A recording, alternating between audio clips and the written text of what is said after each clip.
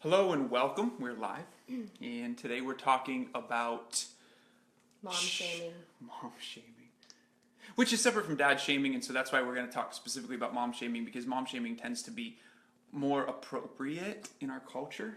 Like our culture loves to mom shame more than dad shame, and so anyway, it's a completely different conversation. But the reason we're talking about mom shaming today, I think in particular, is because we'll get to that. We had a birthday party, a joint birthday party this It was past so week. fun.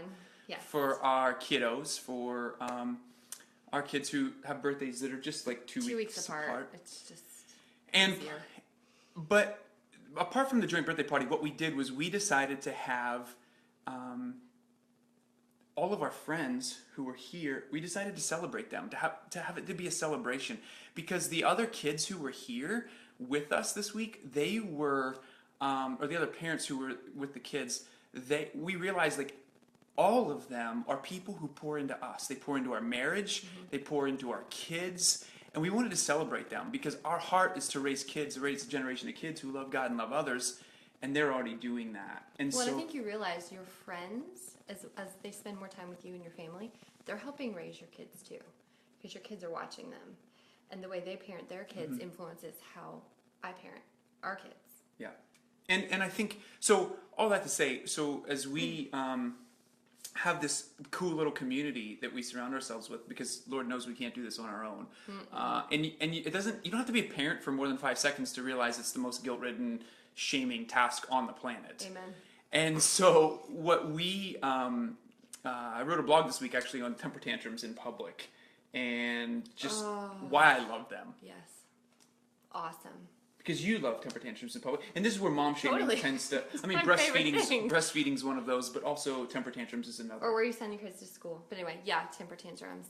Actually, it's probably a couple months ago now. It was probably the worst one I've ever experienced. But we were at the library, so it had to be one of those days where it was raining, or I think it was raining or super hot outside. So everyone is at the library.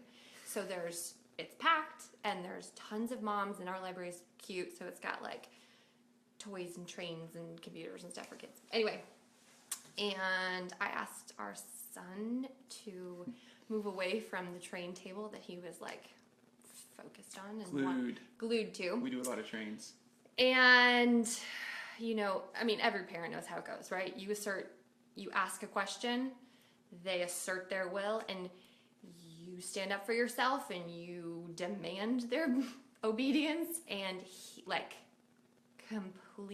I've never actually probably seen one that bad from our kids, but he stomped his feet, screamed at me no, and then I basically was, we are leaving, you do not speak to me that way, and that ensued complete meltdown, screaming in the library, which is it's worse than like the grocery store or something, because it's quiet there, or supposed to be quiet, and so everyone in that moment is staring at you, and I had to carry both kids, one screaming, the other one out to the car with like a diaper bag over my shoulder, like trying to just get them out of that place. I've never been.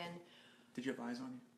Every single eye in that place was on me, and you're trying to keep it cool, but you're so angry. And it's hard enough as a parent by So yourself. Yeah. The shame you already feel, like feeling like we're not doing a good enough job. Failure. But Total then when failure. you have the peanut gallery coming in and sharing and those side-eyed looks where they're just. Yeah. I mean, every parent has seen those. So one of the things that we have really our heart is to come together as parents and because here's the reality. I think everybody tends to think that a child should be born with their brains completely fully developed already for to be able to control their emotions, and they're not. And as parents, so we already feel difficulties, but then whenever we have the peanut gallery and everybody else staring at us, it adds to the shame. And so one of the things that we really want to do, and I talked about 2 ways that we can come together and support one another. Number one is just praising a parent in a moment like that, doing something that, if you see a parent Yeah. Let's come together as a generation of parents and let's please. think and support one another. Yeah. And praise the parent for doing a job well done.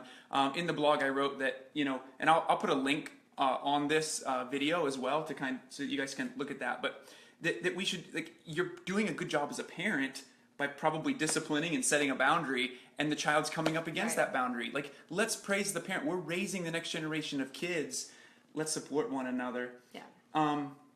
And if you're on a plane and you see a mom with 3 kids or whatever, help put the bag up there, or the grocery store, or the library. The grocery store knows what they're doing. The candy is there at that spot for a particular reason. If there's a mom trying to wrangle her kids while the kid's trying to get candy, start helping. Just kindly ask them, do something to put the groceries up, or get a gift card for Starbucks and buy the mom a gift card.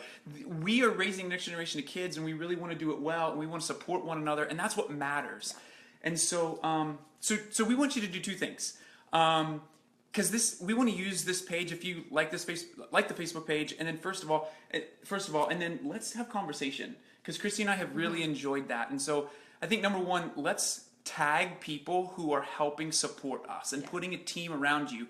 Put a team around you. It's biblical. It's Deuteronomy 6. Moses is saying, "Hey, hear, O Israel, we're the church. Let's come around and support one another as families to instill the love of God." We call it our family support team. And it's people that support our marriage, that support our kids, that speak into our kids. Because your kids take things from other people sometimes better than they'll take it from you.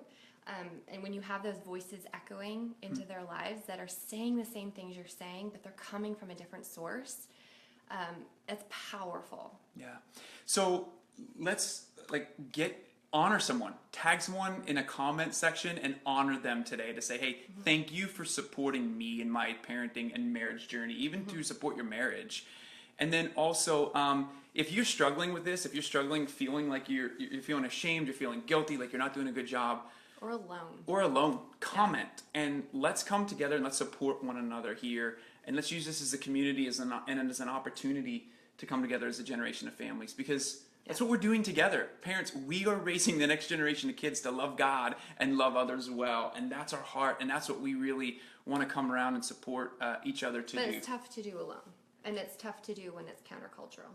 Especially because we live in the most individualistic culture, in the most individualistic time in history. I mean, we're not meant to do parenting alone. Nope. And so let's do that. And we love your comments. We love connecting with you all. So please connect with us and comment and like the page, and let's converse. Let's have conversation.